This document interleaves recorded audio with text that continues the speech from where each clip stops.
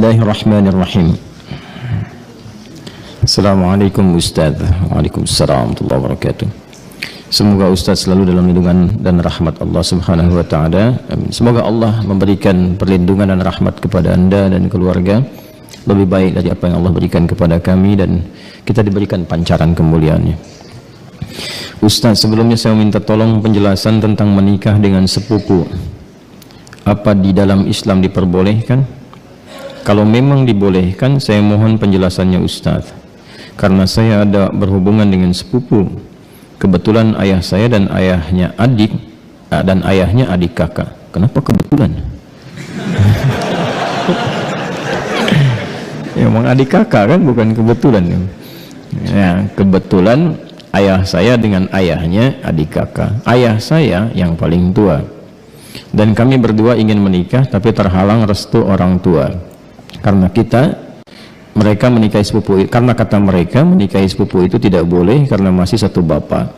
Kami sudah memberikan penjelasan kepada orang tua, tapi orang tua masih kekeh dengan pendapatnya.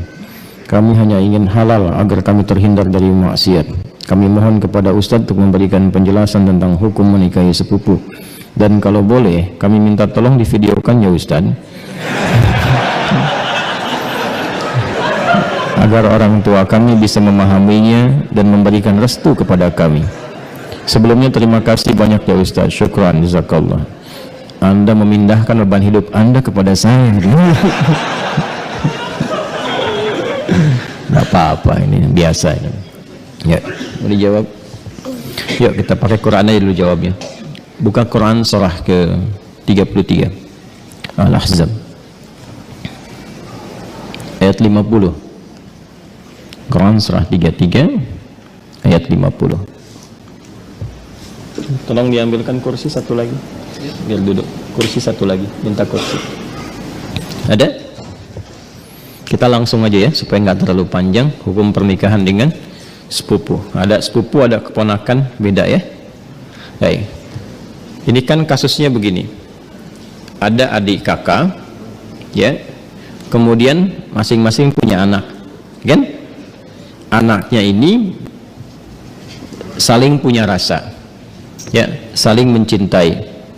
Baik ya, masih ingat yang pernah saya sampaikan? Bukan 2 tahun lalu, kemarin malam Jumat, ya. Baik ya. Dan rasa ini ingin disalurkan dalam bentuk yang halal untuk pernikahan. Menikahi yang yang dicintai, menikahi yang dicintai itu harapan. Tapi mencintai yang dinikahi itu kewajiban. Jelas? Baik ya? Nah, sekarang ada harapan enggak untuk menikahi yang dicintai itu? Dia punya rasa cinta antara sepupu ini, ya, anak dengan anak, maka boleh enggak hukum nikahnya? Ya, kita lihat di Quran ya, surah ke-33 ayat 50. Ada ayatnya? Dibaca. A'udzubillahi minasyaitonirrajim. Bismillahirrahmanirrahim. Ya ayyuhan nabiyyu inna ahlalna laka baik azwajaka allati ataita ujurahunna wa ma malakat baik yaminuk mimma afa Allahu alaih. Setelah itu wa banati ammika wa banati ammatika wa banati khalika wa banati khalatika. Terus ya, sampai situ dulu karena sesuai pertanyaan. Baik kan? Wa mar'atan mu'minatan in wahabat nafsaha lin nabi ya. Nah, itu nanti diteruskan ayatnya kemudian. Yuk kita lihat. Saya berdiri sebentar untuk menggambarkan dulu ya sejenak. Wahai Nabi sallallahu alaihi wasallam, dengan keagunganku kata Allah, dihalalkan bagimu untuk menikahi perempuan-perempuan yang kualifikasinya dibenarkan secara agama. Terus ya? Sepanjang engkau siapkan pula, ya, mahar yang engkau siapkan. Kemudian juga dibolehkan dengan kualifikasi-kualifikasi tertentu. Jadi dalam pernikahan itu ada yang tidak diperkenankan menikah, ada yang dibolehkan menikah. Nanti yang tidak diperkenankan diantaranya di ayat ke-23 surah keempat itu, surah An-Nisa ayat 23. Ayo yang jomblo fisabilillah tuh dituliskan dulu itu ya. Ada berapa kualifikasi itu, nanti kalau cari-cari jodoh jangan memaksa pada yang itu Ya, itu yang tidak boleh. Hurrimat 'alaikum ummahatukum. Ibumu nggak boleh. Ya kan? Kemudian juga saudarimu nggak boleh. Ya kan? Nanti ada kualifikasinya sampai dengan yang ke bawahnya, ya. Atau kurang lebih ada 11 yang disebutkan di situ. Itu yang tidak diperkenankan. Nanti ayat 12-nya sebagai tambahan. Jadi yang ayat 23 itu yang disebut dengan mahram. Ayat 24-nya istri orang. Jadi kalau sudah jadi istri orang jangan dipaksa, ya. Paham? Baik, termasuk nanti ada hadis sahih di Al-Bukhari dan Muslim, hati-hati bergaul juga dengan ipar. Ya, karena itu bisa menanamkan panah-panah setan, ya, menghadirkan dalam jiwa itu benih-benih seperti rasa suka. Itu hati-hati, bisa jadi pengantarnya curhat. Ya, lama-lama hilang gitu. Nah, itu yang dipersoalan, ya. Saya tidak ingin lompat terlalu jauh, kita kembalikan. Nah, itu yang dilarang, yang tidak diperkenankan. Yang boleh siapa saja dari jalur kekerabatan. Ya, di An-Nisa ayat 23, ibu nggak boleh, bibi nggak boleh, gitu kan? Bibi, kemudian baik itu dari pihak ibu ataupun dari pihak ayah. Ya, kemudian saudari nggak boleh, sepersusuan nggak boleh, gitu kan? Menantu nggak boleh, ya. Kemudian nanti ada anak-anak bawaan juga dari istri yang dinikahi, itu nggak boleh. Menyatukan, ya, adik kakak itu nggak boleh.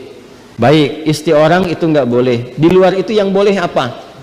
Ya, di luar itu yang boleh apa? Teruskan. Satu, kalau dari jalur kekerabatan yang paling dekat, anak paman. Baik, ya.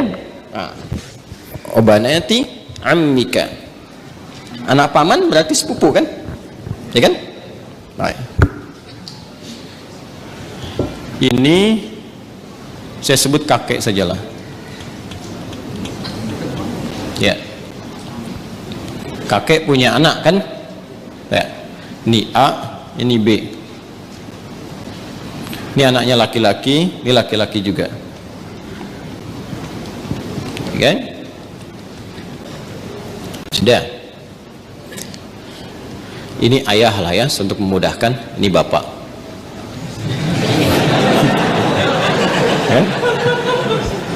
Kan punya anak kan? Berarti jadi ayah. Itu punya anak berarti bapak. A-nya apa? Ayah. B-nya bapak. Jelas? Nah, ini punya anak. Baik ya? Ini X. Yang ini ya kan? Ini Y. Baik. Yang ini perempuan Y. Yeti misalnya kan?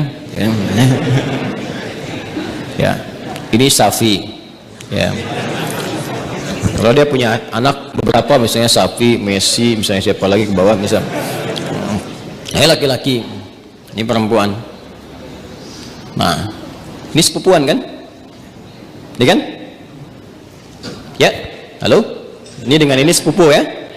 Baik. Nah, ini Yeti dengan Safi ada rasa saling mencintai.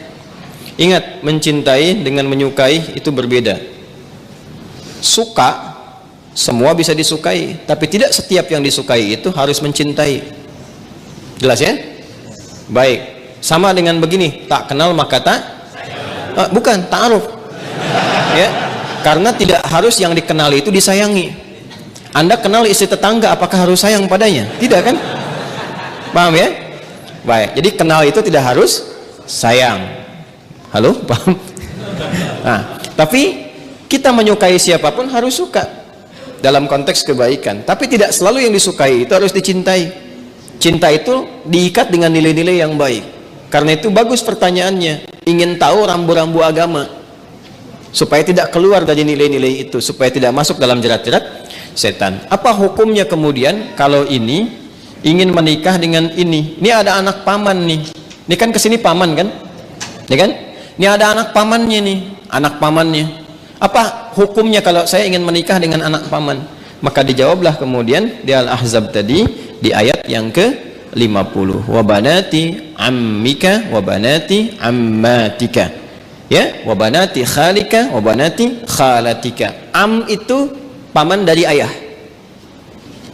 khal paman dari ibu, ammah, ammatun, ya, itu bibi dari ayah. Jadi ayah misalnya punya saudari perempuan, bibi kan, ya. Baik, ibu kan punya juga ya, saudari ya. Nah, dari ibu itu disebut dengan khalun dan khalatun, dari ayah disebut ammun dan ammatun. Jelas? Baik. Jadi hukumnya kalau ingin menikah antar sepupu boleh-boleh saja karena ini bukan mahram. Ya. Jelas? Sampai sini boleh. Kalau ditanya apakah boleh menikah antar sepupu? Boleh. Sepanjang tidak ada sebab-sebab lain yang mengharamkan itu. Apa sebab-sebab yang lain? Ini hukum asalnya boleh. Tapi nanti ada sebab-sebab lain yang menjadikan terlarang. Misal, ini hukum asal boleh, tapi ternyata ibunya Safi misalnya saat Safi lahir ASINya macet. Maka minta kepada ibunya Yeti untuk bisa di-share ASINya. Ya kan? Halo? Ada yang salah? Huh? Share, like, and comment, ya kan? Baik. Kalau ini kemudian mendapatkan ASI yang sama dari ibunya Yeti, ya, sini ada ibu misalnya, jadi saudari atau saudara sepersusuan, dia walaupun sama-sama sepupu tidak menjadikan keduanya boleh menikah karena ada hubungan mahram birroda'ah. Tapi kalau di luar itu aman misalnya, bukan saudara atau saudari sepersusuan dan tidak ada faktor-faktor lain yang menjadikan ini terhambat, maka boleh-boleh saja, tidak ada masalah di situ. Jelas? Sekalipun ada kebolehan, tapi tetap ditempuh dengan cara yang terhormat. Ya, jadi tidak boleh misalnya kawin lari, capek, sambil lari nikah gitu kan? Tidak, jangan. Tetap sekarang cari cara untuk memahamkan dengan cara yang baik dan bermohon kepada Allah. Kalau memang diniatkan ibadah, niat ibadah dengan cara yang benar, dengan cara yang baik, sifatnya nanti akan dibimbing oleh Allah dengan cara yang baik. Ada doanya untuk melembutkan hati orang tua misalnya, ditampakkan nilai-nilai kebaikan. Jadi kalau ada penolakan dengan karakter, dibalas dulu dengan akhlak. Biasanya akhlak itu melembutkan hati. Ya, Anda misalnya datang kepada ibu, ibu nolak, nggak usah yang itulah, cari yang lain misalnya kan, dan Anda merasa itu baik buat Anda misalnya, taat dulu aja pada ibu, jangan dibantah dulu, nggak usah pakai tapi walaupun meskipun, udah ya, taati saja dulu. Begitu Anda taati baik, lalu tampakkan nilai-nilai kebaikan, doa sampai lembut hatinya. Ya, demikian calon pasangan juga nanti mendoakan juga, memberikan akhlak yang baik. Ketika kelembutan itu ada, maka cara kita kemudian berkomunikasi akan berbeda dan hasilnya tidak sama dengan yang pertama. Paham sampai sini? Baik. Jadi jangan bergantung ya yang bertanya pada video ini untuk dibawa kepada orang tua. Ya. Ini jawaban Ustadz Adi misalnya, tidak ya. Bagi saya tetap hukum aja yang didahulukan. Ini hukumnya boleh, tapi akhlak itu yang diutamakan. Paham sampai sini? Baik. Nah, supaya tidak keliru memahami, kalau kita teruskan itu ada kalimat khalisatan laka min dunil mu'minin. Ada kekhususan untukmu. Teruskan ayatnya deh, teruskan ayatnya. Yang berlaku khusus selain bagi orang-orang beriman yang lain dari kalangan umatmu. Itu yang dimaksudkan itu yang sebelum ayat itu, yaitu setiap perempuan yang menyerahkan dirinya untuk dinikahi. Itu kekhususan bagi Nabi SAW. Ya, jadi ada sifat yang spesial bagi Nabi ketika berhijrah. Ada di antara sahabat-sahabat mulia beliau itu yang kemudian meninggal dunia, meninggalkan anak-anaknya, ada istri dan keluarganya. Ya, kemudian Nabi diperintahkan oleh Allah Subhanahu wa taala bagi perempuan-perempuan tertentu khusus, jika Nabi meridainya, akhlaknya, kemuliaannya, kebaikannya, support untuk dakwahnya, dan dia datang untuk menyerahkan dirinya untuk dinikahi, boleh-boleh saja, silahkan gitu kan. Atau perempuan-perempuan umum, dalam arti bukan yang telah bersuami ditinggal, meninggal dunia ya, yang masih status single dan sebagainya, yang Nabi ridai kualifikasinya, boleh dinikahi. Sedangkan dalam standarnya kan mesti ada wali kan. Nah, kalau bagi Nabi itu khusus ya, bagi Nabi khusus, tidak berlaku umum. Jadi nanti harus pandai baca-baca ayat. Ada yang khusus untuk Nabi, ada yang umum berlaku untuk umatnya. Di ayat ini ada dua kualifikasi. Ada yang umum sifatnya seperti menikah antar sepupu itu, ada yang khusus sifatnya seperti perempuan yang datang sendirinya untuk minta dinikahi. Jadi nggak boleh misalnya ada ustadz, ada dari akhwat datang, ustadz silahkan nikahi saya ya, misalnya kan itu. Walinya mana? Nggak apa-apa, saya jadikan Allah sebagai wali saya. Dia, nah itu nggak boleh. Paham ya? Itu nggak boleh hukumnya. Jelas? Nah, itu diantara yang ditemukan. Karena ini ada kisah kenapa ayat ini turun. Salah satunya kisah Sayyidah Maimunah Al-Ansariyah.